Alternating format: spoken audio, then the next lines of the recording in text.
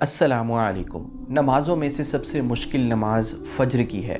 وہ اس لیے کہ شیطان اپنا پورا زور لگاتا ہے کہ انسان اپنے دن کی ابتدا اللہ کے نام سے نہ کرے۔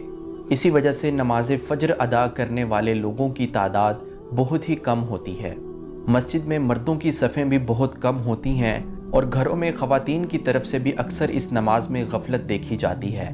لیکن کیا آپ کو معلوم ہے کہ اس مختصر سی نماز، جس کی رکعات بھی سب سے کم ہیں، 2 سنتیں ہیں، 2 فرض ہیں، ان 2 سنتوں اور ان 2 فرضوں کے پڑھنے سے انسان کو اللہ تعالیٰ کی طرف سے 6 بڑے انعام حاصل ہوتے ہیں۔ اس کا سب سے پہلا فائدہ بخاری شریف کی روایت ہے، حضور صلی اللہ علیہ وسلم نے ارشاد فرمایا کہ جس انسان نے 2 ٹھنڈی نمازیں پڑھی، یعنی فجر کی نماز بھی پڑھی اور عصر کی نماز بھی پڑھی، تو وہ جنت میں ضرور جائے گا۔ تو دیکھیں کتنا بڑا فائدہ اور خوشخبری ہے کہ آپ صلی اللہ علیہ وسلم اس انسان کو جنت کی بشارت دے رہے ہیں جو فجر کی نماز اور عصر کی نماز ادا کرتا ہے۔ اس کا دوسرا فائدہ یہ ہے کہ آپ صلی اللہ علیہ وسلم نے ارشاد فرمایا کہ جس انسان نے فجر کی نماز پڑھی وہ اللہ تعالیٰ کی ذمہ داری میں آ گیا۔ جو بندہ اللہ تعالیٰ کی ذمہ داری میں آ جائے تو پھر اللہ تعالیٰ کی رحمت بھی اس پر برستی ہے، دن آسان ہو جاتا ہے، سارے کام آسان ہو جاتے ہیں، دن کی مشکلات اس بندے سے دور ہو جاتی ہیں، کیونکہ اس بندے پر اللہ تعالیٰ کی رحمت کا سایہ ہوتا ہے۔ اس کا تیسرا فائدہ یہ ہے کہ جس انسان نے عشاء کی نماز باجماعت پڑھی اور وہ سو گیا اور پھر فجر کی نماز بھی باجماعت پڑھی تو گویا اس نے ساری رات عبادت میں گزاری۔ تو جو انسان عشاء کی نماز پڑھ کے سو جائے، کچھ کرے بھی نہ، لیکن صبح فجر میں اٹھ کے فجر کی نماز بھی پڑھ لے تو گویا کہ وہ ساری رات عبادت کرنے والا بن جاتا ہے۔ اس نماز کا چوتھا فائدہ یہ ہے کہ آپ صلی اللہ علیہ وسلم نے ارشاد فرمایا، فجر کی 2 سنتیں اس دنیا سے اور اس دنیا میں جو کچھ بھی ہے اس سے بہتر ہیں۔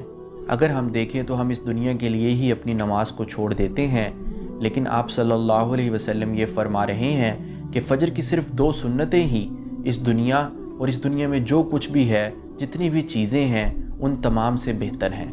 اس نماز کا 5واں فائدہ یہ ہے کہ آپ صلی اللہ علیہ وسلم نے فرمایا کہ تمہارے پاس دن اور رات کے فرشتے آتے ہیں اور یہ فرشتے فجر اور عصر میں تبدیل ہوتے ہیں، اور جب یہ فرشتے اوپر جاتے ہیں تو اللہ تعالیٰ سب کچھ جاننے کے باوجود بھی ان فرشتوں سے یہ پوچھتے ہیں کہ میرا بندہ کیا کر رہا تھا۔